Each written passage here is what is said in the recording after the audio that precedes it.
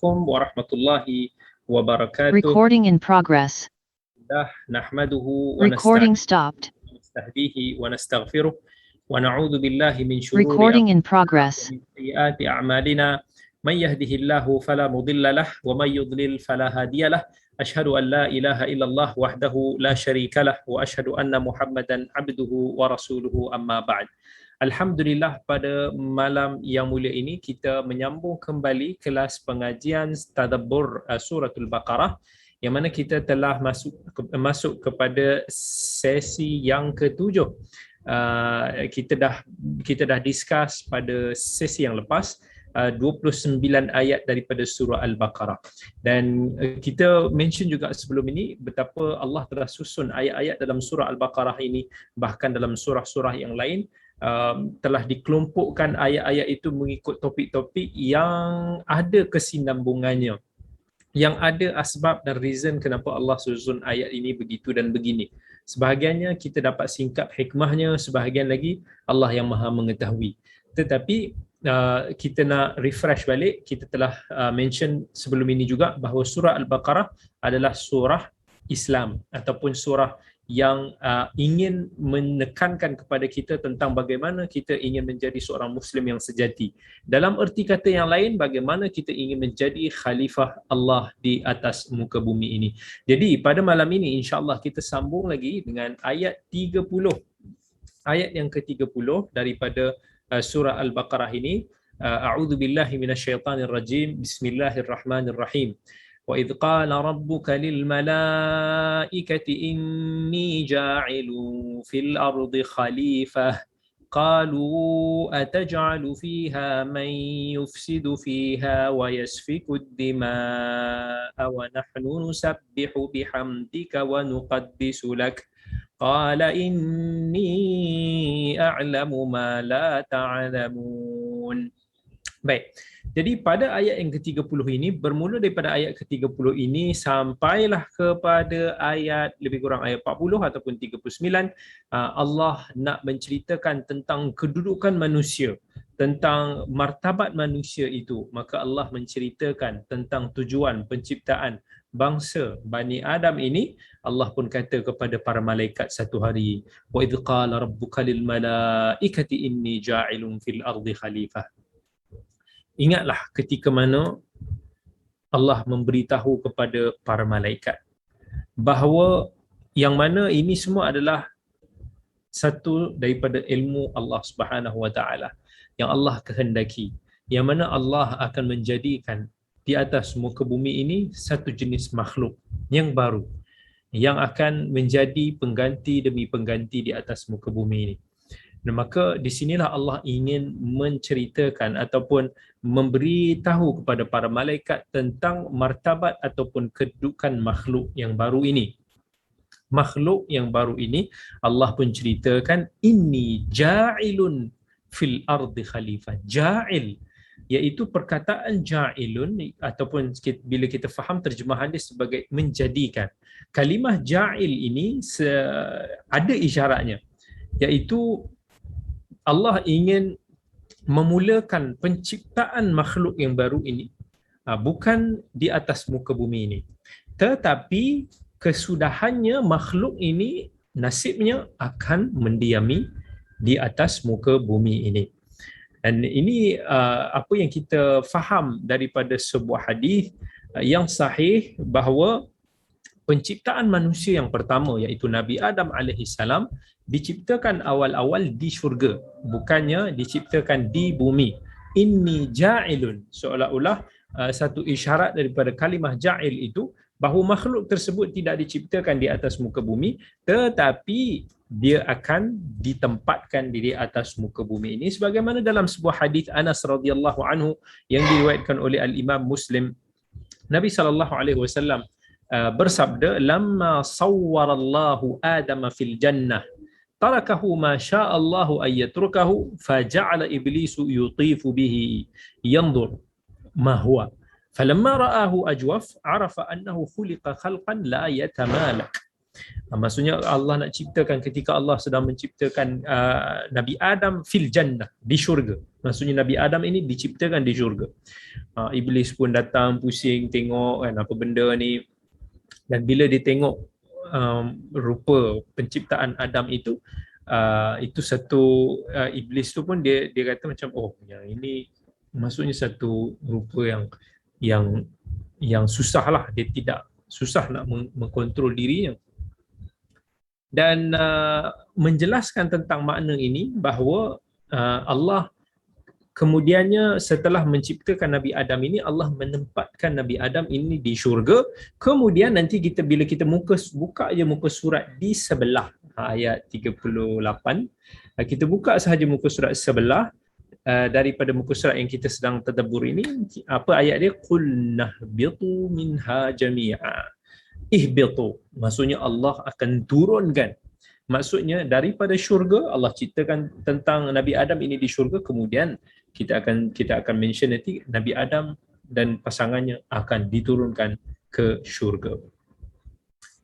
Dan itulah keunikan penciptaan Adam alaihi salam, yang mana dia punya bahan ciptaan itu adalah daripada bahan-bahan tanah-tanah di atas muka bumi ini, sebagaimana yang telah Allah mentionkan di dalam beberapa ayat di dalam Al-Quran.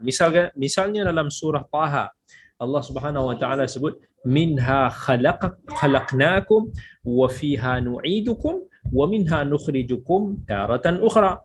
Daripadanya lah, maksud daripada tanah itulah kami ciptakan kamu, dan kepadanya lah, maksudnya di dalamnya lah kamu semua akan dikembalikan, dan kemudian daripada tanah itu jugalah kamu semua akan dikeluarkan sekali lagi.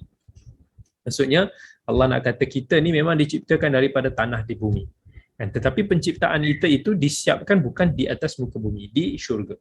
Dan kemudian bila kita mati, kita akan dikembalikan semula ke tempat asal kita diciptakan.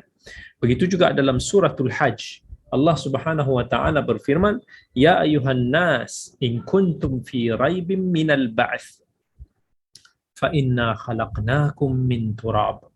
Wahai manusia, kalaulah kamu masih lagi berasa ragu-ragu tentang hari kebangkitan, yakni hari kiamat, ketahuilah kami sesungguhnya telah menciptakan kamu daripada tanah. Maka apa yang kita kata is bahan penciptaan manusia asalnya, itu Nabi Adam alaihissalam, adalah berasal daripada tanah yang ada jenis-jenisnya di atas muka bumi ini. Kemudian bila Allah kata inni ja'ilun fil ardi khalifah, kami akan jadikan di atas muka bumi ini khalifah. Khalifah ini sebenarnya adalah satu kalimah yang nak menggambarkan tentang martabat ataupun kedudukan insan. Kerana kedudukan manusia ini sebenarnya adalah sebagai khilafah di atas muka bumi ini, yang mana Allah telah muliakan bangsa manusia ini sebagai khalifah di atas muka bumi ini. Bukan jin tidak khalifah di atas muka bumi ini. Bukan syaitan juga tidak menjadi khalifah di atas muka bumi ini. Bukan haiwan pun bukan khalifah di atas muka bumi ini. Tetapi khalifatullah di atas muka bumi ini adalah Bani Adam, iaitu manusia. Ini menunjukkan tentang kemuliaan manusia ini. Bukan bermaksud Allah berhajatkan ataupun memerlukan kepada sesiapa untuk menggantikannya di atas muka bumi. Bukannya maksudnya khalifah, bila kita khalifah ni macam kita ni adalah timbalan kepada Allah, ataupun Allah perlukan kepada kita. Lainlah macam kalau kita ni ada syarikat ataupun kita ada organisasi pertubuhan dan sebagainya, kita memerlukan sesiapa yang boleh memikul sebahagian tugasan. Tetapi khalifah dalam konteks manusia yang Allah jadikan ini bukannya kerana Allah berhajatkan kepada mana-mana makhluk, tetapi dia adalah apa yang kita sebut kemuliaan yang Allah nak tunjukkan, yang Allah nak berikan, kurniakan kepada kita kepada kita manusia ini. Dan kalau kita tengok dalam ayat-ayat lain, contohnya, kenapa kita kata khalifah ini sebagai bukti kemuliaan Allah ke atas manusia ini? Buka surah Sad. Misalnya dalam surah Sad ayat yang ke-26. Apa Allah kata? Ya Daud, inna ja'alnaka khalifatan fil ard fahkum bainan nasi bil haqqi wa la tattabi'il hawa fayudillaka an sabilillah. Wahai Daud, wahai Nabi Daud, sesungguhnya kami telah jadikan kamu sebagai khalifah di atas muka bumi ini. Maksudnya Allah nak kata kami telah muliakan engkau wahai Daud untuk menjadi khalifah di atas muka bumi ini, maka perintahlah ataupun hukumlah manusia itu dengan kebenaran dan janganlah kamu mengikut hawa nafsu sehingga menyebabkan kamu tersesat daripada jalan Allah. Kemudian kalimah khalifah ada maksud lain yang disebutkan oleh Al-Imam Ibn Kathir rahmatullahi alaih dalam tafsir dia. Al-Imam Ibn Kathir kata maksud kepada kalimah khalifah qauman yakhlufu ba'dhum ba'dha qarnan ba'da qarn wa jailan ba'da jail, adalah satu kaum yang akan sentiasa bersilih ganti, yang akan menggantikan di antara satu sama lain, daripada satu kurun ke kurun yang lain, daripada satu generasi kepada satu generasi. Ini disokong oleh firman Allah Subhanahu wa taala dalam suratul An'am, wa huwallazi ja'alakum khalaifa fil ard, dialah yang telah menjadikan kamu ini khalaifa fil ard, pengganti-pengganti di atas muka bumi ini. Contohnya bila kita ambil kalimah khalifah Abu Bakar As-Siddiq, khalifah Umar, khalifah Uthman, khalifah Ali radhiyallahu anhum ajma'in. Apa yang dimaksudkan dengan khalifah asalnya adalah pengganti. Sebab itu Abu Bakar As-Siddiq ketika dia menjadi khalifah, dia dipanggil sebagai ya khalifata Rasulillah, wahai pengganti kepada Rasulullah. Itu asal kepada maksud khalifah, yakni pengganti. Kemudian bila masuk zaman Umar, orang rasa macam berat sikit nak panggil Umar ni ya khalifati Rasulillah, wahai pengganti kepada pengganti Rasulullah. Orang rasa macam banyak, double, panjang nak sebut.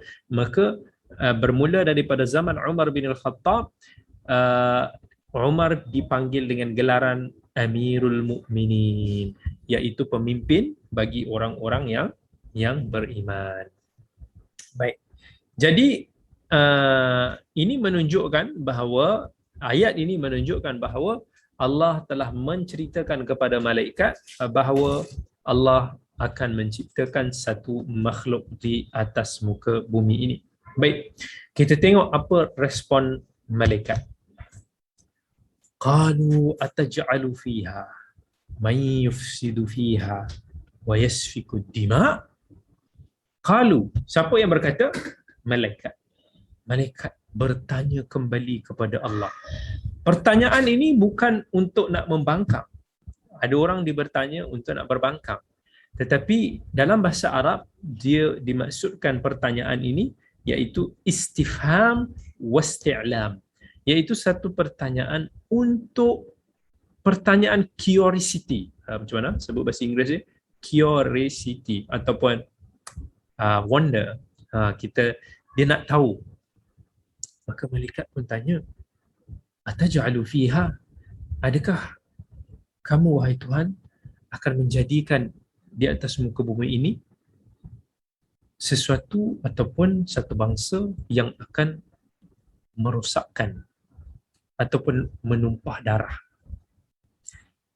Satu pertanyaan yang penuh dengan adab daripada malaikat. Jauh sekali para malaikat ingin membantah apa yang Allah beritakan kepada mereka. Kerana malaikat adalah satu makhluk la ya'sunallaha ma amarahum wa yaf'aluna ma yu'maru. Makhluk yang mana tidak akan mengingkari maksiat kepada Allah, bahkan mereka akan selalu melaksanakan apa yang diperintahkan.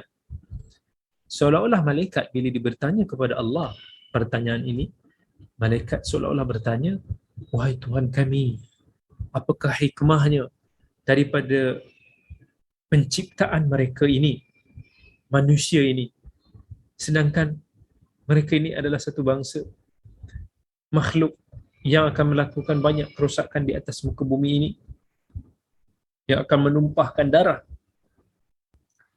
Wa yufsiduna fil ard, melakukan kerosakan di atas muka bumi ini termasuklah iaitu mereka ini akan menyembah selain daripada kamu, yang akan selalu membangkang ataupun melanggar perintah kamu ataupun hukum hakam syariatmu. Hasilnya mereka akan menumpahkan darah. Dan mereka akan berbunuh antara satu sama lain di atas sebab yang pelbagai. Dan sesudah bangsa manusia ini disifatkan sebagai satu bangsa yang suka melakukan kerosakan dan menumpahkan darah, malaikat pun membandingkan dengan diri mereka. Malaikat pun berkata, wa nahnu nusabbihu bihamdik wa nuqaddisu lak. Apa keperluan ataupun hikmah untuk menciptakan manusia? Bangsa yang bermasalah, yang penuh dengan kekurangan. Sedangkan kami sentiasa menyucikan engkau daripada segala apa yang tidak layak bagimu. Kami akan selalu memuji engkau. Kamilah yang akan selalu mematuhi segala perintah engkau. Maksudnya kami tidak menimbulkan sebarang masalah. Kenapa perlukan kepada bangsa, penciptaan bangsa manusia itu? Maka di sini ada satu pertanyaan. Even dalam kitab-kitab tafsir sendiri pun ada mengutarakan soalan ini. Bagaimanakah malaikat mengetahui apa yang akan terjadi terhadap sesuatu yang akan datang, iaitu selepas daripada manusia itu diciptakan? Bagaimana malaikat boleh tahu manusia itu akan menumpahkan darah dan melakukan kerosakan? Al-Imam Ibn Kathir di dalam membahaskan persoalan ini menjawab,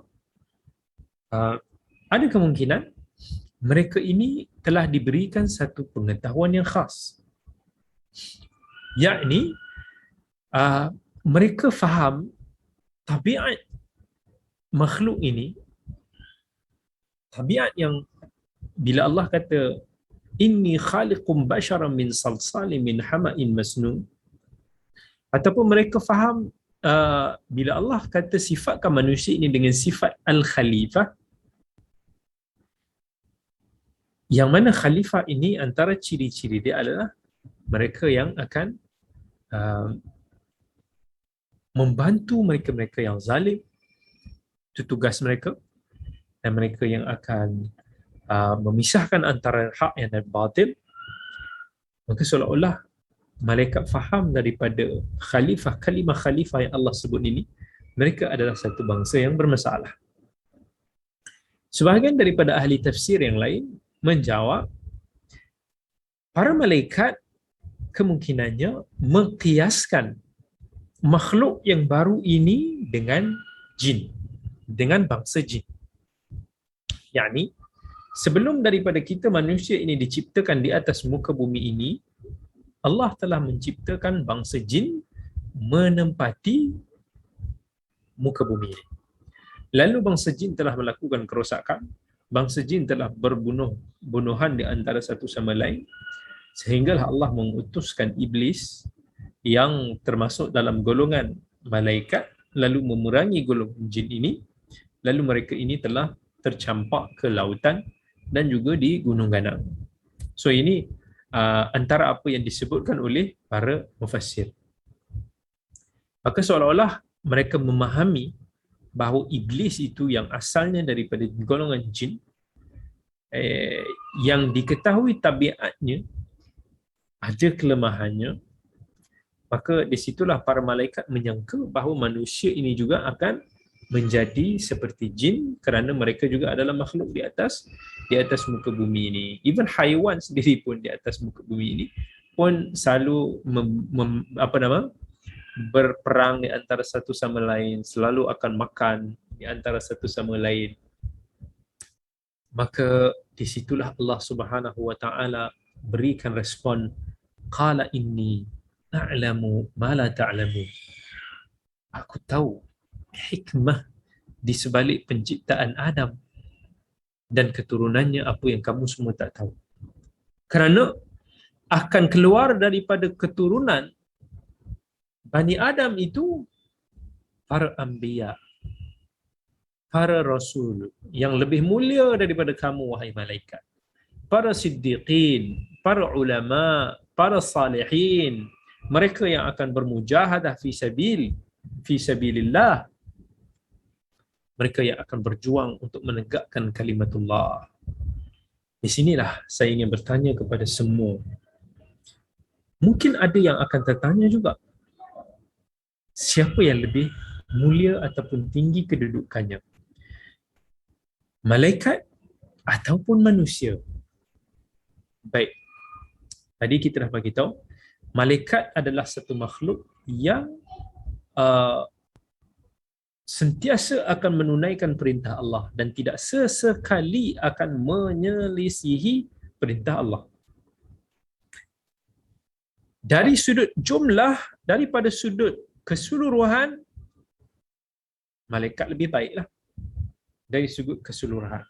Sebab malaikat ini dia memang diciptakan untuk serve the gods, untuk nak melakukan ataupun melaksanakan tugasan-tugasan yang telah ditetapkan, dan mereka sama sekali tidak akan melanggar. Kerana apa? Mereka tidak memiliki hawa nafsu. Mereka ini tidak dijadikan satu makhluk yang boleh digoda oleh syaitan dan juga iblis. Tetapi kalau kita melihat daripada sudut spesifik ataupun daripada sudut lebih kecil, manusia ini Allah kurniakan kelebihan yang tiada pada golongan malaikat. Apa dia? Akal. Allah kurniakan akal. Akal yang tiada pada makhluk-makhluk yang lain. Yang tiada pada golongan jin, yang tiada pada golongan haiwan, yang tiada pada makhluk-makhluk yang lain. Manusia memiliki akal yang lebih sempurna daripada makhluk-makhluk yang lain. Dengan akal itulah mereka perlu cerna. Tapi ujianlah. Maksudnya ada cerita katakan, the bigger power, the greater power, the greater responsibilities. Bila kita ada memiliki satu keupayaan yang lebih besar, maka lebih besar ujian kita. Kalau kita lebih banyak duit, pun besar ujian kita. Kita banyak ilmu, pun lagi besar ujiannya. Sama juga dengan manusia, memiliki akal yang lebih besar daripada makhluk-makhluk yang lain. Maka manusia diuji dengan hawa nafsu. Allah ciptakan hawa nafsu sebagai ujian kepada manusia, untuk manusia ini dia akan digest. Manusia ini dia akan fikir yang mana yang baik, yang mana yang buruk, dan akan fikir macam mana untuk nak counter hawa nafsunya. Ya, sahabat-sahabat semua, bagi saya 2 minit nak buka pintu depan. Ya. Baik, kembali kita Recording in progress. Okey. Itu kelebihan manusia. Jadi manusia ni dengan akal yang dia ada, mereka ni akan berhadapan dengan ujian lebih besar. Sama ada mereka mendapat darjat yang lebih tinggi daripada para malaikat, ataupun mereka akan menjadi makhluk yang hina, bergantung kepada amalan. Jadi manusia ini diberi kuasa untuk memilih, free will. Berbeza dengan malaikat. Malaikat ni memang dah diciptakan begitu ciptaannya. Jadi, kalaulah kita manusia ini berjaya melepasi ujian-ujian yang telah Allah berikan kepada kita, kita boleh mendapat menikmati syurga Allah. Yang mana the way kita menikmati syurga itu malaikat pun tidak mampu untuk menikmati seperti apa yang kita boleh nikmat. Mana yang lebih mulia? Manusia ataupun malaikat? Manusia.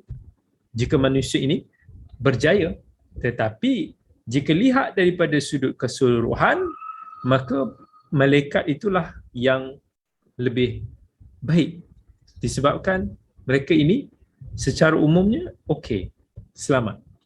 Manusia ni ada yang masuk nerakanya, ada yang selamat. Mungkin segelintir mereka yang betul-betul memiliki darjat yang lebih tinggi daripada para malaikat. Jadi di situlah ada perbezaan di antara dua makhluk ini. Okey. Kemudian Allah menceritakan antara ciri-ciri manusia adalah manusia ini diciptakan bersedia untuk nak menerima knowledge ataupun ilmu. Dia bukannya seperti telah dah macam tu, dia diciptakan statik macam tu, tidak. Manusia ni dia ada dia punya progress. Manusia ni boleh berkembang daripada jahil kepada orang yang berilmu, daripada begini situasinya boleh berubah. Di sinilah juga Allah nak ceritakan tentang kelebihan manusia. Maka Allah tegaskan lagi pada para malaikat, iaitu bila mana malaikat mempersoalkan seolah-olah macam bertanya tentang hikmah apa kelebihan manusia ni, maka Allah kata wa'allama adamal asma'a kullaha. Setelah Allah ciptakan Nabi Adam ini, Allah pun mengajar kepada Nabi Adam itu nama-nama kesemuanya. Nama apa? Di sini Imam Ibn Kathir menyebut pandangan yang sahih adalah Allah mengajar kepada Nabi Adam nama segala benda. Ini berdasarkan kepada tafsiran sebuah hadis riwayat Anas radhiyallahu an. Nabi sallallahu alaihi wasallam bersabda, "Yajtami'ul mu'minuna yawmal qiyamah fayaqulun law istashfa'na ila rabbina fayatuna Adam fayaqulun anta abun nas khalaqaka Allahu biyadihi wa asjada laka malaikatahu wa 'allamaka asma'a kulli shay' fashfa' lana 'inda rabbik hatta yurihana min makanina hadha." Maksudnya ketika hari kiamat nanti, di situasi di mahsyar kelak nanti, manusia ni akan datang berjumpa dengan Nabi Adam. Antara apa yang manusia ni akan sebut ataupun ungkit pada Nabi Adam ini, manusia ni akan kata wa'allamaka asma'a kulli shay', iaitu manusia ni kata, ya Allah, sesungguhnya Allah telah mengajarkan kepada kamu nama segala sesuatu. Maka segala sesuatu ini apa yang Allah nak ciptakan, maka telah diberitakan, telah diberitahu kepada Nabi Adam alaihi assalam. Apa? Semua benda itu apa? Adakah semua benda yang ada di dunia ketika itu? Ataupun termasuk nama-nama yang kita tahu sekarang? Komputer, hard disk, handphone dan sebagainya. Allah Maha mengetahui. Tetapi Allah sebut dalam ayat tersebut bahawa Allah mengajar kepada Nabi Adam nama segala sesuatu. Dia tidak ada, orang kata, tak ada faedahnya. Adakah kita nak kata, adakah Allah tahu nama-nama pokok-pokok yang hari ini kita ada nama-nama saintifik itu semua kan, nama-nama ubat, ini semua jangan kita persoalkan, sebab dia pun satu persoalan yang tidak memberikan implikasi kepada ilmu dan amal kita. Mungkin ada yang tertanya juga, kalaulah Allah yang mengajarkan kepada Nabi Adam segala ilmu-ilmu ini, maka apalah kelebihan Nabi Adam begitu? Maka kita katakan kelebihan Nabi Adam ini masih itu yang dipertunjukkan ataupun ditontonkan di hadapan malaikat adalah Nabi Adam ini mampu untuk nak menerima ilmu, mampu untuk nak belajar. Kemampuan Nabi Adam untuk nak merangkumkan ataupun nak dapat cover the ilmu-ilmu tersebut. Inilah yang paling membezakan di antara manusia dan juga haiwan. Dan ini juga adalah khususiyah ataupun pengkhususan yang telah Allah kurniakan nikmat tersebut ke atas manusia, iaitu manusia can learn, manusia boleh belajar.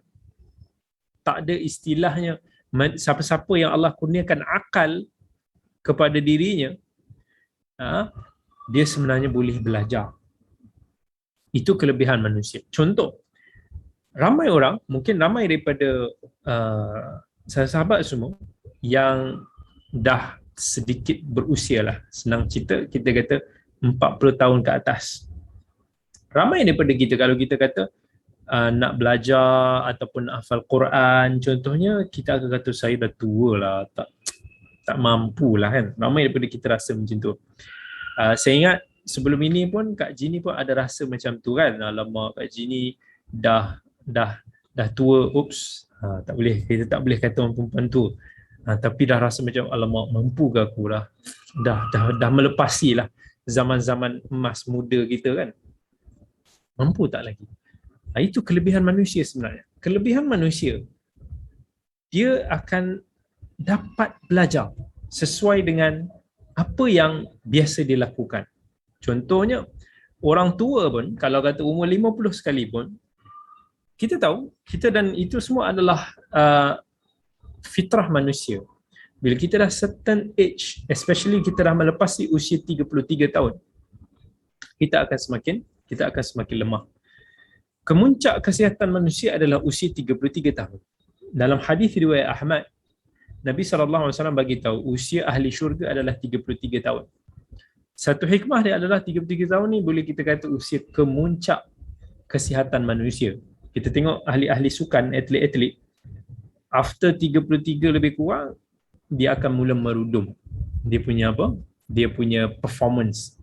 Kan orang kata MU duk beli Cristiano Ronaldo pun dah tak ada guna dah daripada sudut performance, sebab dia dah usia dia dah mula merosot lah, nak lawan dengan pemain-pemain yang lebih muda.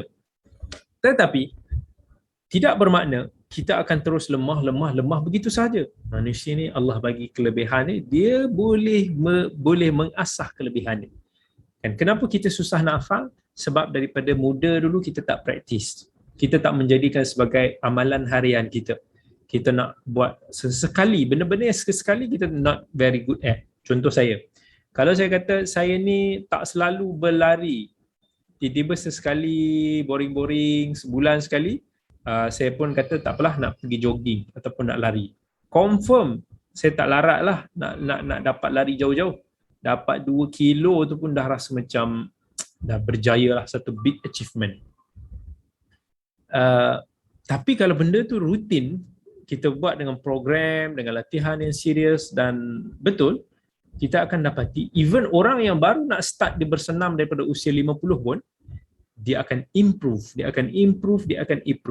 Kita boleh jumpa ramai, even orang-orang yang veteran-veteran pun yang masih aktif lagi dalam dunia sukan pun kita boleh nampak. Mungkin dia tak boleh challenge the youngsters, tetapi dia still can improve.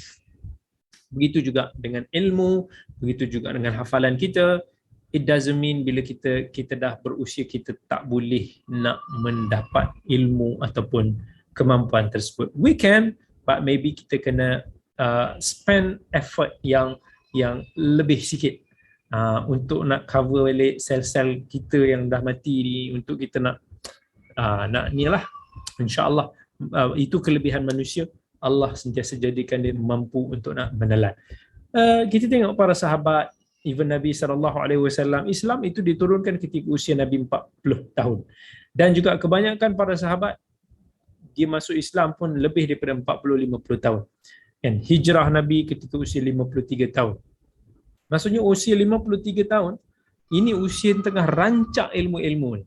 Selepas 53, antara 53 tahun sampai 63 tahun usia Nabi, ini usia masa ayat-ayat berkaitan dengan hukum hakam diturunkan. Ayat-ayat berkaitan dengan jihad, benda-benda berkaitan dengan jihad yang kira-kira kritikal lah. Masa tu kebanyakan Nabi dan para sahabat dah usia 50 lebih tahun. Kan? Kita 50 lebih ni Allah Ta'ala tak, zaman Nabi ni 50 lebih tu dia pergi berperang dengan perang-perang yang besar-besar, berpuluh-puluh jenis peperangan. Dan zaman tu lah, masa 50 lebih ni lah mereka ini menghafal Al-Quran, mereka ini belajar ilmu-ilmu agama sampai mereka menjadi sealim-alim manusia, semulia-mulia generasi, maka jangan kita menjadikan excuse kita sebagai tua untuk nak kita berputus harap. Ini adalah kelebihan manusia yang telah Allah ciptakan kepada kita, Bani Adam. Ingat apa Allah sebut dalam suratul Alaq, Iqra bismi rabbikal ladzi khalaq, khalaqal insana min 'alaq, Iqra wa rabbukal akram alladzi 'allama bil qalam, 'allamal insana ma lam ya'lam. Yang telah mengajarkan kepada insan apa yang tidak mereka ketahui sebelum. Kita sentiasa belajar benda-benda yang kita mungkin baru dengar, yang kita tak tahu sebelum, ataupun kita terlupa dan kita teringat balik. Kemudian Allah Subhanahu wa taala menyebut thumma aradahum 'alal malaikah. Kemudian Allah telah membentangkan nama-nama tersebut, barang-barang tersebut yang telah diajarkan kepada Nabi Adam itu, Allah telah bentangkan kepada para malaikat. Jangan kita persoal, jangan kita dok pergi dok mencari-cari secara detail macam mana kaifiat Allah membentangkan kepada Nabi Adam tersebut. Jangan dok kata, adakah Allah letak barang-barang tu? Ataupun tiba-tiba ada macam projektor, macam slide show. Jangan ke arah itu. Dan tugas kita adalah kita faham Allah telah membentangkan kepada para malaikat seperti mana yang telah diberitahukan kepada kami. Zaman kita ni ada macam-macam bentuk jenis alat-alat pembentangan, tetapi ada bentuk-bentuk pembentangan yang sesuai dengan alam ghaib di luar sana yang kita tak tahu. Jangan pandai-pandai nak buat cerita sendiri, nak buat version sendiri.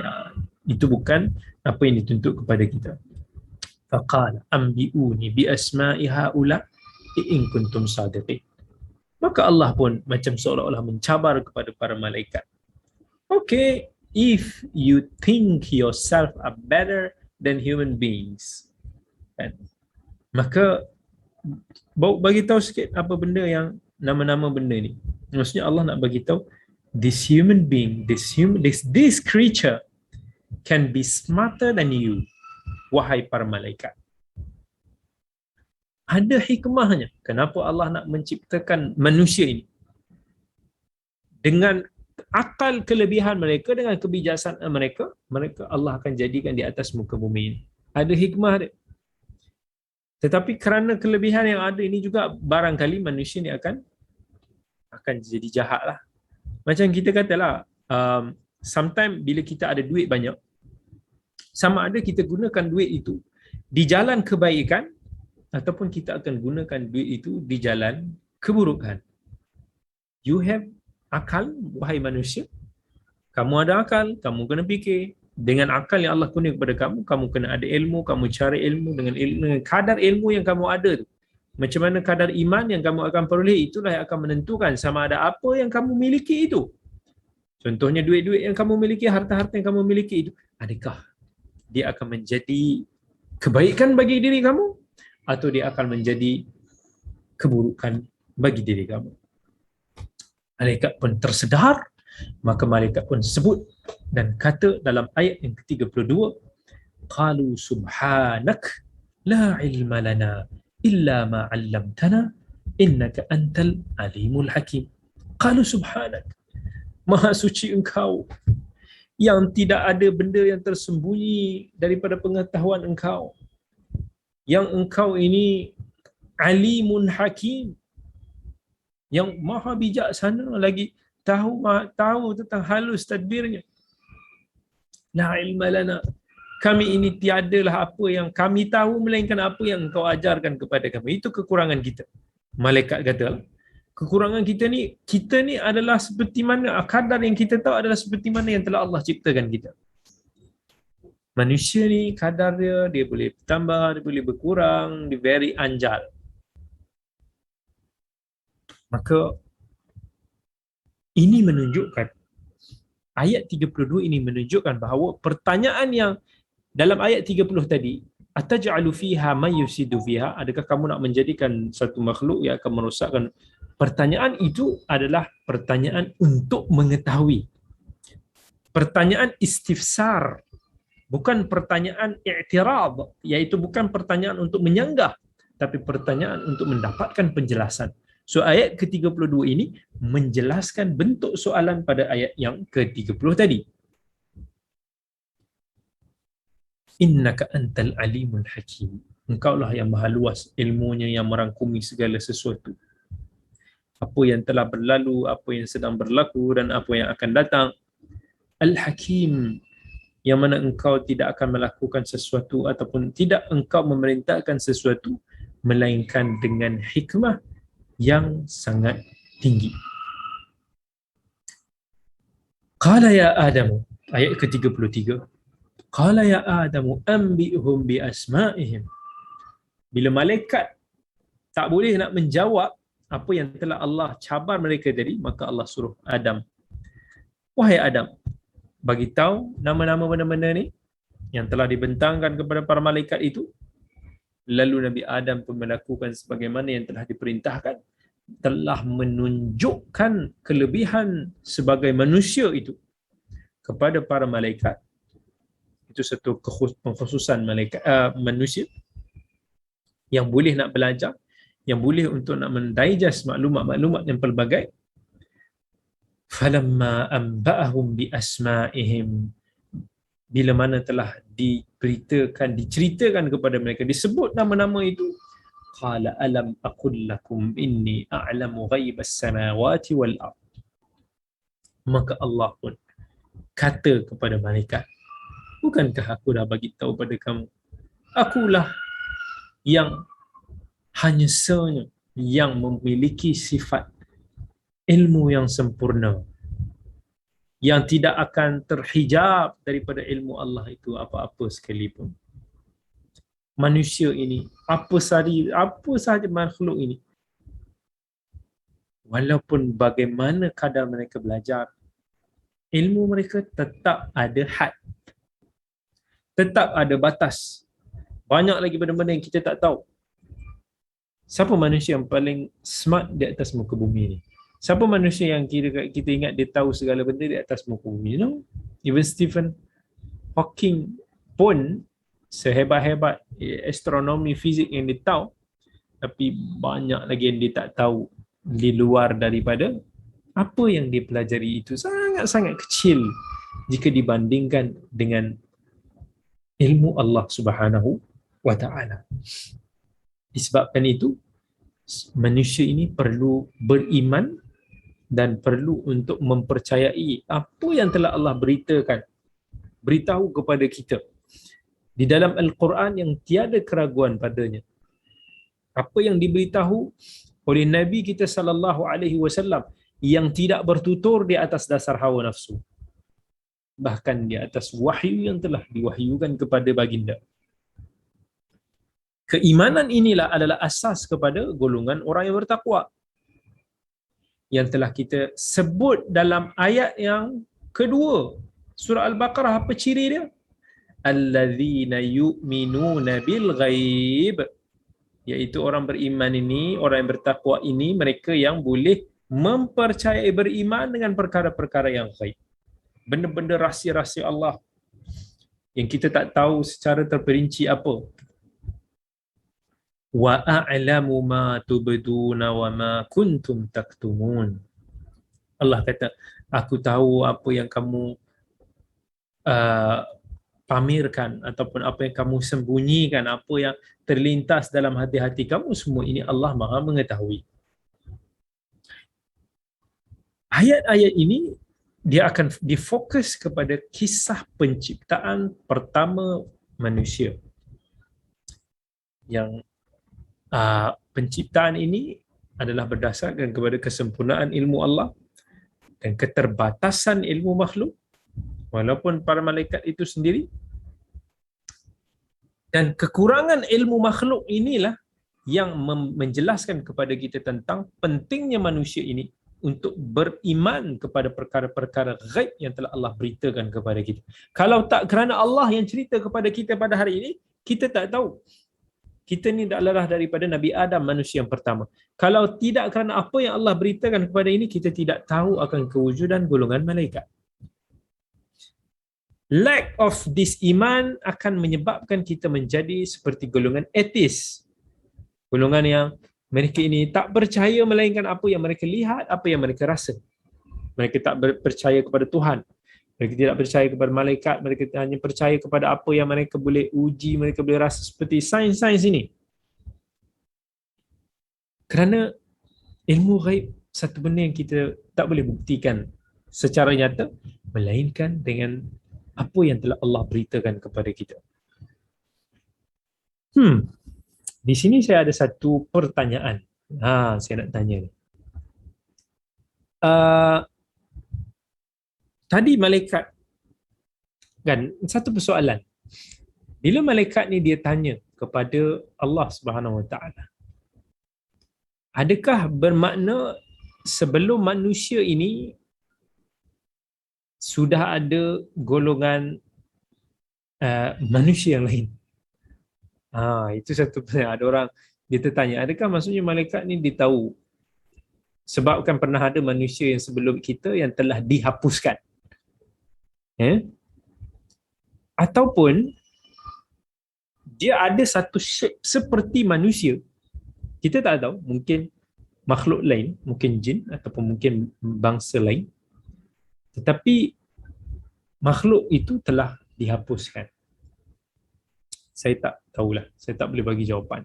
Cuma saya wonder adalah bila kata jumpa rangka manusia berjuta-juta tahun, kemudian kita tengoklah kan, of course sains itu terdedah kepada kesilapan, kita faham. Apatah lagi satu benda yang sudah begitu lama, nak tentukan dengan karbon yang dikatakan boleh mengukur usia-usia sesuatu fosil ataupun satu tinggalan, tidak semestinya tepat. Tetapi ada satu yang kita menimbulkan satu persoalan lah. Dalam ilmu sains yang kita belajar ni, kita ni selalu dimomokkan dengan kata manusia ni daripada satu makhluk yang stupid. Kita ni tengok macam satu manusia daripada zaman ini, zaman yang kemudian ada satu gambaran dibuat betapa manusia ni macam haiwan lah, lebih kurang. Tolak tepi lah orang kata teori-teori Darwin yang mengarut tu. Tapi kita tengok manusia di zaman batu, manusia di zaman ini, boleh nampak sangat jauh lah daripada ayat yang Allah kata kat sini. Allah telah menjadikan Adam ni sebagai satu makhluk yang sangat bijak, yang sangat smart. Dan bila Allah turunkan Nabi Adam di atas muka bumi ni, satu yang selalu saya tertanya lah, of course kita tak boleh bagi jawapan yang pasti, adalah kebiasaannya manusia ni generasi ke generasi, generasi yang mendatang ini dia akan semakin tinggi lagi ketamadunan dia, kan? Dan bila kita baca kisah-kisah para anbiya,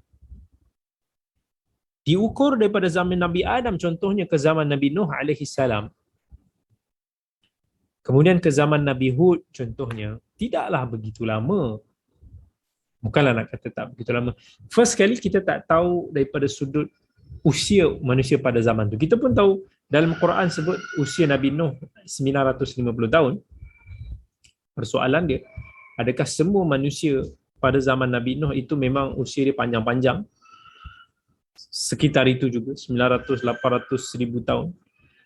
Ataupun itu hanya kepada Nabi Nuh? Perasaan saya mengatakan usia pada zaman itu memang panjang-panjang. Kemudian makin lama manusia ini makin pendeklah umurnya, kan. Dan kalau kita baca sejarah-sejarah pun, kita tengok pada zaman Nabi Ibrahim pun, usia-usia yang dikatakan zaman-zaman Nabi itu, Nabi Ibrahim, Nabi Ishaq, masih panjang, atas daripada 140 tahun.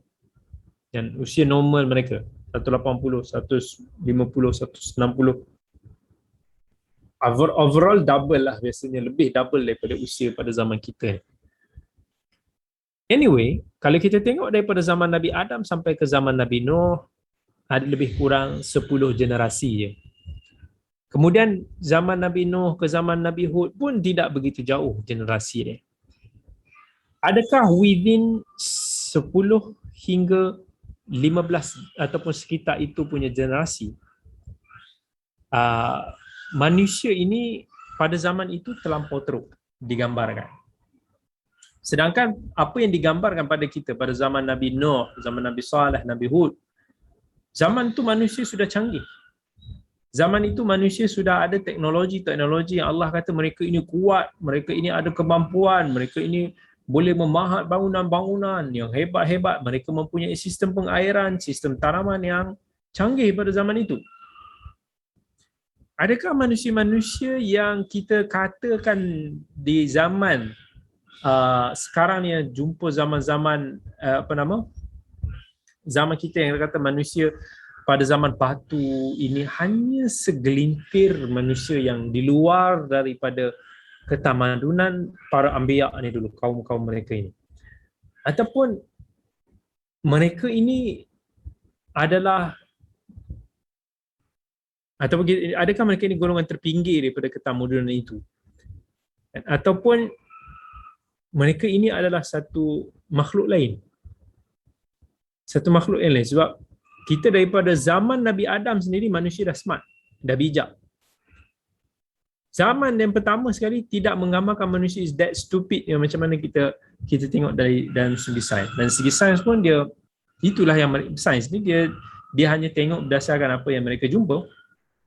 Adakah itu hanya spesifik kepada sesetengah golongan itu sahaja? Ataupun sebenarnya bagaimana? Itu saya tak tahu, tak boleh nak bagikan jawapannya lah. Apapun sebelum manusia ini, even daripada kalangan mufassirin sebut sudah ada makhluk yang mendiami muka bumi. Adakah makhluk itu adalah haiwan-haiwan? Dinosaur yang kononnya jutaan tahun. Dan kalau kita tengok, kalau dari segi sejarah, daripada age zaman Nabi Adam sampai ke kita ni macam tak sepanjang yang dikatakan jumpa tulang-tulang manusia. Sama ada kesilapan itu pada sains itu ataupun adalah yang kita tak ketahui. Allah tak perincikan kepada kita, maka kita pun tidak boleh memberikan jawapan yang pasti. So kalau ada yang tanya, Ustaz, betul ke zaman sebelum Nabi Adam ini ada dinosaur? Mungkin itu bukan bidang saya untuk nak saya tentukan. Dari segi penemuan menunjukkan ada makhluk yang bernama dinosaur itu, dan seolah-olah dia satu makhluk yang lama. Ada kemungkinan mereka ini wujud ketika itu. Tetapi perincian penciptaan manusia ini seperti mana telah Allah sebut kepada kita. Manusia adalah makhluk yang asalnya adalah bijak. Dan kebiasaannya dan sinonimnya, manusia ini akan lebih berkembang, akan berevolusi dengan evolusi yang lebih baik daripada sebelum-sebelumnya. Jadi kena perhalusi baliklah daripada sudut penemuan-penemuan sains itu. Okey. Ada yang kata, okey Ustaz, manusia dulu berbadan besar Ustaz, mestilah binatangnya juga besar. Kita tak nafi kan? Even dalam hadis yang sahih pun menjelaskan bahawa Nabi Adam itu sendiri pun 60 hasta, tinggi, sangat tinggi. Jadi kemungkinan juga manusia asalnya begitu, besar, dan kemudian semakin lama, semakin kecil dan semakin pendek umurnya. Boleh jadi. Dan Nabi pun dah sebut umur akhir zaman adalah antara 60 hingga 70. Seolah-olah Nabi nak bagi tahu umur akhir zaman ini mungkin lebih pendek sikit, different sikit daripada umur umat-umat daripada zaman dulu. So kita pun nas-nas yang sahih pun tahu umur zaman Nabi Nuh. Kebiasaannya adalah umur para anbiya itu adalah sama seperti mana masyarakat dia. Takkan dia tiba-tiba berdakwah seorang-seorang panjang usia dia 950 tahun sampai kan ke anak cucu 10 generasi dia punya berdakwah tu. Itu agak jauh lah. Itu biasalah. Itu evolusi of manusia yang telah Allah ciptakan kepada kita. Baik. Kemudian Allah Subhanahu wa taala telah perintahkan kepada para malaikat untuk nak sujud kepada Nabi Adam alaihi salam. Setelah malaikat mengiktiraf tentang kekurangan ilmu mereka, maka Allah perintahkan kepada pada para malaikat untuk sujud. Sujud apa? Sujud tahiyyah wa takrim. Sujud untuk sujud welcome dan juga sujud untuk nak memuliakan. Ini kerana kemuliaan Nabi Adam ataupun makhluk bernama manusia itu. Maka Allah Subhanahu wa taala berfirman dalam ayat 34, wa idh qulna lil malaikati isjudu li Adam fasajadu illa iblisa aba wastakbar wa kana minal kafirin. Ingatlah ketika mana kami berkata kepada malaikat. Kami ni siapa? Ini satu faedah. Wa idh qulna, kan kita banyak dalam Al-Quran kita temui bila Allah nak kata tentang dirinya, maka Allah kata kami. Kami. Apa maksud kami? Kami, kenapa kami? Adakah Allah itu ramai? So itulah yang some golongan seperti Kristian mendakwa bahawa itulah membuktikan tentang konsep Trinity. Seolah-olah ada Tuhan-Tuhan dalam Tuhan. Itu juga setengah daripada pemahaman yang menyimpang, yang mensyirikkan Allah. Dia kata itu menunjukkan sebenarnya ada banyak Tuhan-Tuhan. Mereka tidak memahami penggunaan dhamir di dalam bahasa Arab. Dhamir ni apa? Dhamir ni kata ganti. Saya, kamu, kami, itu dhamir dalam bahasa Arab. So dalam Al-Quran, kita akan always menemui bila Allah nak cakap tentang dirinya, dia kata kami. Di sinilah rahsia bahasa Arab. Rahsia bahasa Arab. Orang yang tak belajar bahasa Arab, dia tak tahu. Sebenarnya dalam bahasa Arab, memang daripada sudut linguistik dia, kalaulah even kalau kita sedang bercakap dengan seseorang, dalam seseorang dalam situasi yang kita nak muliakan orang tu. Contohlah, kalau saya berjumpa dengan Tan Sri Amin, contohnya dalam ni kan, saya nak tanya apa khabar. Daripada sudut adab bahasa Arab itu, saya tak tanya dekat Tan Sri Amin, kaifa haluka? Apa khabar kamu? Bukan. Sebab dalam konteks kita respect pada seseorang itu, maka ayat yang betul ada, kalau saya nak tanya apa khabar kepada Tan Sri, saya cakap kaifa halukum? Apa khabar kamu semua? Kum maksudnya ramai. Ka seorang. Walaupun Tan Sri seorang, tetapi adalah sebagai satu penghormatan bila kita nak berbicara dengan dia, maka kita guna perkataan yang ramai untuk nak lita'zim, untuk nak memuliakan. Kaifa halukum? Orang tu seorang pun kita bercakap dengan dhamir yang ramai. Itu daripada sudut bahasa Arab ataupun adab dalam perbualan dalam bahasa Arab. Maka Allah dikata kami, iaitu sebenarnya sebab Allah nak memuliakan dirinya sendiri. Ingat, sifat meninggi diri adalah milik Allah semata-mata. Allah kata sifat itu adalah khusus bagiku. Kalau nak belagak pun, it deserve pada Allah. Itu adalah satu kemuliaan bagi Allah yang sangat sempurna. Kita manusia je yang tak boleh nak belagak. So Allah, setiasa dalam Quran Allah akan menggunakan perkataan kami untuk nak menggambarkan kemuliaan diri Allah Subhanahu wa taala. Maka Allah kata wa idh qulna lil malaikah, ketika kami berkata kepada malaikat, sujudlah kepada Adam, sebagai satu pengiktirafan terhadap kelebihan dan menunaikan hak manusia yang dinamakan sebagai Adam ini. As-sujud dari segi bahasa adalah maksud at-tadhallul wal khudu'. Maksudnya kita merendahkan diri, kita menghinakan diri kita. Okey, daripada sudut syarak, sujud itu adalah kita meletakkan dahi ini di atas permukaan tanah dengan tujuan untuk nak kita beribadah. Okay. Jadi sujud malaikat kepada Adam ini adalah sujud tahiyyah wa takrim. Sujud untuk nak meraikan dan sujud untuk nak memuliakan. Bukan sebagai satu sujud ibadah. Contohnya dalam Al-Quran, dalam surah Yusuf, ketika Allah kata wa rafa'a abawayhi 'ala al-'arsy wa kharru lahu sujada. Ketika mana Nabi Yusuf mengangkat kedua ibu bapanya di atas singgahsana, Dan maka saudara-saudara Nabi Yusuf pun wa kharru lahu sujada, dan tunduk untuk bersujud kepada Nabi Yusuf dan juga kepada ibu bapa mereka. Mungkin ada orang kata, macam mana boleh manusia sujud? Kan? Sedangkan dalam Islam kita tidak boleh sujud kepada sesiapa selain kepada Allah Subhanahu Wa Taala. Meletakkan dahi ini di atas permukaan tanah untuk nak apa-apa tujuan pun tidak boleh dilakukan. Jika itu tujuan untuk nak memuliakan ataupun tujuan untuk nak menghormati, cannot do it. Hanya kepada Allah Subhanahu Wa Taala sahaja kita boleh lakukan. Melainkan kalau kita tengah tidur position macam tu ke, itu lain lah. Tetapi pada zaman syariat umat-umat terdahulu, ia dibolehkan. Sebab kita pun tahu sebahagian perincian daripada syariat itu yang berbeza dengan syariat kita, bersesuaian dengan keadaan dan tempat pada ketika itu. Seruan yang sama, sedikit syariat yang berbeza. Contohnya kaedah bertaubat berbeza daripada zaman Nabi Musa ke zaman kita. Zaman Nabi Musa lalu nak bertaubat tu sampai kena bunuh diri masing-masing. Zaman kita tak payah. Dalam Islam, benda sujud ke atas makhluk kepada makhluk diharamkan. Even rukuk pun tak boleh. Rukuk pun tak boleh. Sebab tu budaya Jepun yang dia nak hormat orang sampai kena tunduk macam tu, itu sebenarnya dalam Islam tak boleh. Kita tak boleh tunduk sampai ke tahap yang macam kita beribadah.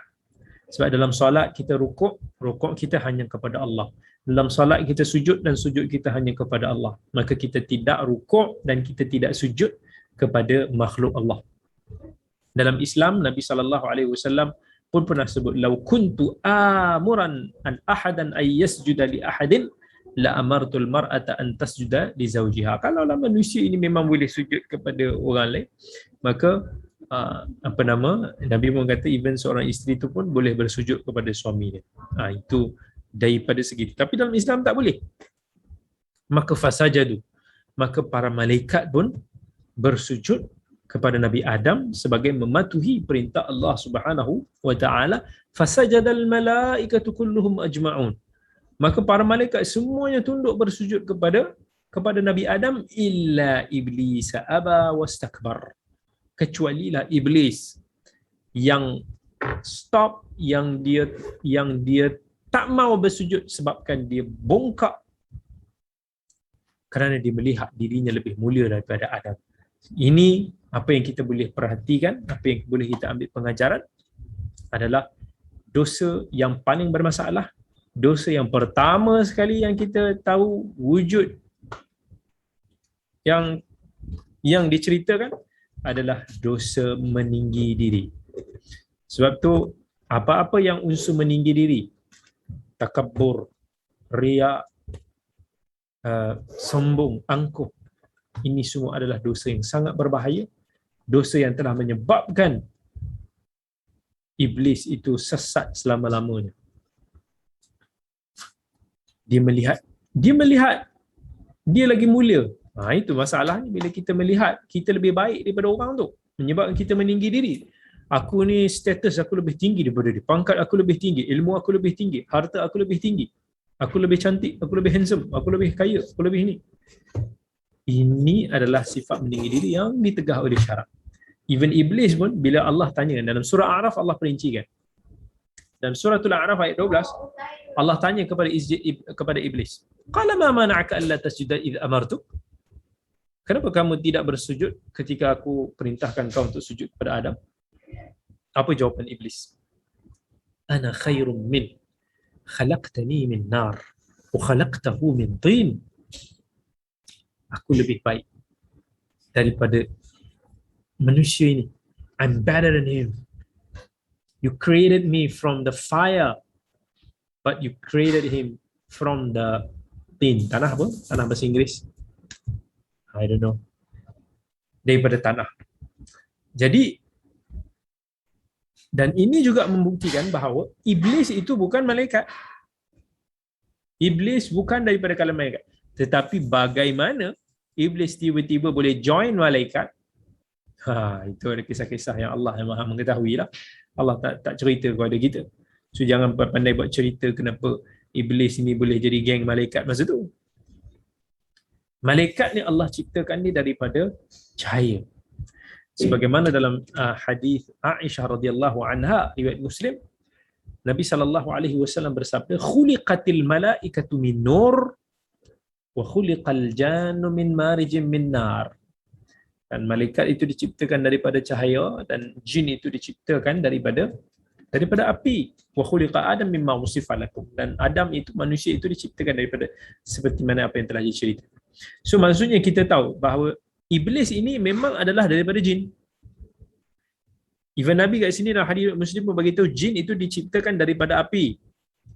Iblis pun diciptakan daripada api. So syaitan tu apa? Syaitan itu apa yang boleh kita simpulkan? Syaitan ini adalah satu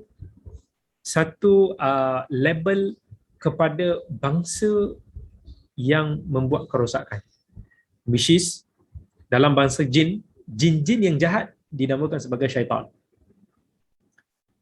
Sebab jin pun ada yang baik, yang muslim, ada yang jahat. Yang jahat itulah dipanggil sebagai syaitan. Iblis adalah dia punya ketua. Manusia pun, manusia yang baik, manusia lah, insan. Tapi manusia yang jahat pun dipanggil syaitan. Dia kepala syaitan ini. Ini memang syaitan sungguh.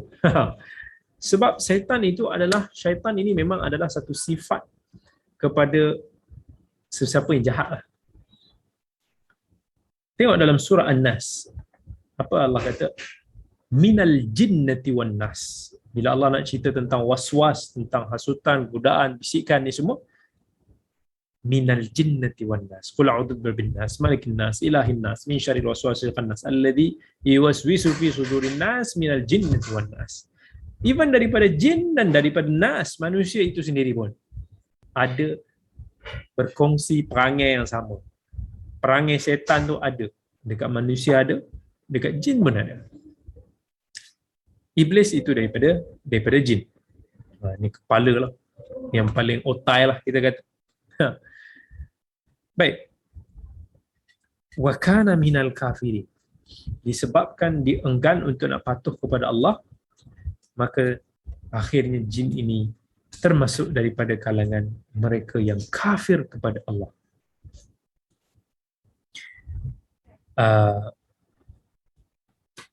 Ini nampak dosa kita sombong, dosa kita bongkak akan menutup mata kita daripada kebenaran.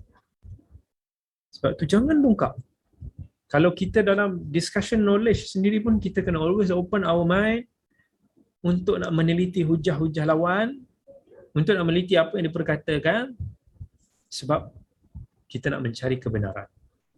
Kalaulah kita terus blok, dia ni bolok dia ni duk cerdik, dia ni terus kita label macam-macam, itu bermakna kita sombong dan kita tidak mahu membuka mata hati kita daripada kita menganalisis orang. Begitu juga jangan kita sombong dengan kelebihan-kelebihan yang ada pada diri kita. Sebaliknya kita kena bersyukur kepada Allah. Be humble. Kita ini orang kata Allah Subhanahu Wa Taala, innaka lan tablighal jibal. Kalau kamu nak sombong, kamu nak terlalu meninggi diri pun, nak bongkak, nak ndongak dagu pun, kamu tak akan mencecah tinggi bukit pun. So jangan angkuhlah. Kamu dengan bukit tu tinggi bukit lagi, gunung lagi besar daripada kamu. So jangan meninggi diri. Baik. Kita akan sambung lagi insya-Allah siri tadabbur kita ayat yang ke-35 pada minggu hadapan insya-Allah. Baik. Nah, di sini ada beberapa soalan yang ditanyakanlah. Assalamualaikum Ustaz, apa hukum kita mengangkat tangan dan angkat sembah pada agung dan sultan? Ada orang yang hanya tunduk kepala kerana kurang senang dengan sembah. Okey. Biasanya kalau orang angkat depan sultan ni kan, sama ada dia buat macam ni atau macam ni ke apa gitulah. Baik. Kita panggil sembah. Mungkin penggunaan sembah itu tidak tepat lah. Sebab kita hanya menyembah Allah Subhanahu Wa Taala. Itu kita faham. Tetapi dalam konteks kita menggayakan begini ke, adakah itu adalah bentuk ibadah? Kan? Tidak. Kita tidak pernah beribadah, menyembah Allah sekalipun kita tak pernah menggayakan begitu. Jadi, simbol tangan, simbol macam mungkin orang Jepun mungkin dia cara dia lain, mungkin orang Thailand dia buat macam ni, mungkin orang Melayu kita ada caranya, cara kita mungkin kita tunduk sikit, mungkin ini ke apa. Ini semua adalah satu simbol untuk nak kita menghormati manusia. Jadi, kalaulah kita anggap ini hanya sebagai satu adat untuk nak memuliakan ataupun menghormati, maka dia tidaklah menjadi satu kesalahan. Sebab dia hanya satu adat, dia bukan satu ibadat. Walaupun perkataan, masalahnya bahasa Melayu kita guna perkataan sembah. The best is kita tak guna perkataan sembah itulah. Mungkin tu perkataan klasik, bahasa klasik dulu. Senang kita kata hormatlah. Kita hormat. So sebahagian negeri ni dengan raja-raja ni berbeza lah. Berbeza. Ada yang jenis angkat tangan sengit ke sana ke sini ke. Kalau dalam kalau tentera dia ada tabik hormat. Itu cara dia dipanggil tabik, dihormat, tapi dengan cara angkat tangan. Mungkin dengan raja kita ada orang buat macam ni dan macam ni. Itu adalah sebenarnya adalah satu adat ataupun tradisi. Saya tidak melihat dia sebagai satu bentuk ibadah. Sebab tu dalam ini saya melihat bahawa kita lebih terbuka dalam benda tu. Selagi mana kita jangan sampai ke tahap yang boleh melanggar batasan-batasan syarak. Kalau sikit tunduk tak ada masalah, tapi jangan tunduk sampai ke tahap rukuk dan sebagainya, maka itu tidak dibolehkan. Baik. Kemudian yang kata sekarang berkongsi cara hidup zaman batu yang digambarkan adalah teori yang dibangunkan oleh bukti arkeologi. Ianya masih boleh dikaji semula dengan panduan Quran. Ini cabaran kepada ahli sains Islam, betul lah. Itu adalah disiplin ilmu arkeologi, mereka ada ni, itu dan ini. Sebenarnya banyak lagi misteri-misteri yang masih lagi tidak terungkap kepada kita. Itu interesting to be human being adalah kita boleh terus mengkaji, kita boleh belajar dan kita boleh menambah ilmu kita. Itu kelebihan kita sebagai manusia, insya-Allah. Yang penting setiap pagi Nabi SAW doa, dan kita juga amalkan dalam doa kita, Allahumma inni as'aluka ilman nafi'an wa rizqan tayyiban wa amalan mutaqabbala. Ini doa Nabi SAW. Setiap pagi, ya Allah, aku memohon kepadamu ilmu yang bermanfaat, rezeki yang baik, dan amalan yang diterima. Ingat, ilman nafi'an, ilmu yang bermanfaat. Ada macam-macam jenis ilmu dekat atas muka bumi ni. Tetapi ada ilmu yang bermanfaat, ada ilmu yang tak bermanfaat. So kita tak maulah disibukkan dengan ilmu-ilmu yang tak bermanfaat. Tapi kita minta Allah sibukkan kita dengan ilmu yang bermanfaat, insya-Allah. Bermanfaat untuk apa? Bermanfaat untuk dunia kita dan juga di akhirat kita. Baik, sampai di sini sahaja dulu kita pada malam ini, insya-Allah. Kita akan bertemu lagi pada minggu hadapan, insya-Allah. Jangan lupa pada waktu yang sama. Aqulu qauli hadza wa astaghfirullahal azim li wa lakum. Wassalamualaikum warahmatullahi wabarakatuh. Sampai kita jumpa lagi.